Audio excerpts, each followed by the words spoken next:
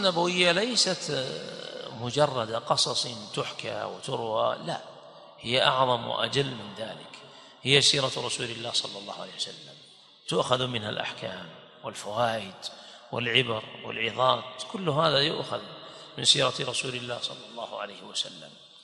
ولو أن المسلم تفكر في السيرة النبوية إذا جرى له أمر من الأمور لا رأى فيها مخرجا مما هو فيه.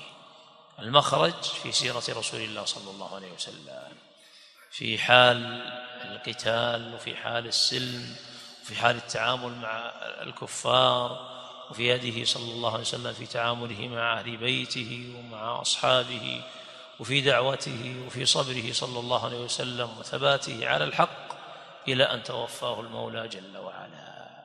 هذه سيرة رسول الله صلى الله عليه وسلم. تدارس سيرة رسول الله صلى الله عليه وسلم يزيد المسلم إيمانا ومحبة لرسول الله صلى الله عليه وسلم، فيتعلم هديه صلى الله عليه وسلم وأخباره وما جرى له. وعيب أن يجهل المسلم أمور النبي صلى الله عليه وسلم وغزوات النبي وما جرى له من الأحداث العظام، وهي مذكورة في القرآن ومذكورة في الأحاديث النبوية الصحيحة الثابتة، كما في صحيح البخاري ومسلم وغيرهما من كتب السنة.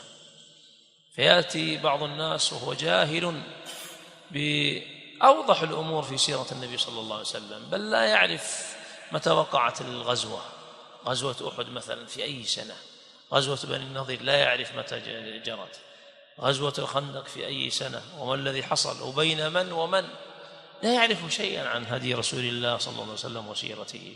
وهذا من التقصير.